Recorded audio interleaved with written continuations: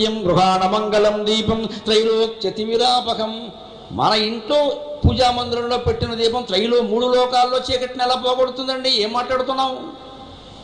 మూడు లోకాల చీకటి అంటే సత్వలోకం, తమోలోకం, రజోలోకం, మూడు గుణాలకు సంబంధించింది. అది మన మనస్సులో ఉంది. అందుకే మూడు పోగులు ఒత్తిగా పేనమన్నారు. సాధ్యం త్రివర్తి సంయుక్తం. 2 ఒత్తులు పెట్టాలా, 3 ఒత్తులు పెట్టాలా, 6 ఒత్తులు పెట్టాలా. ఇందులో మళ్ళీ ఇంకా దరిద్రాల్లో అష్టదరిద్రం. వితంతువులు ఎన్ని పెట్టాలి, శతంతువులు ఎన్ని పెట్టాలి, అదో లెక్క ఉంటుందండి.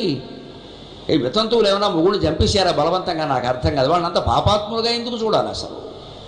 వాళ్ళకో లెక్క, వీళ్ళకో లెక్కనా? వారిని పెట్టాలి, వీరిని పెట్టాలి. మా మామగారు పోయారు, దీపం పెట్టచ్చా? నువ్వు పెట్టకపోబట్టే ఆయన పోయాడమ్మా.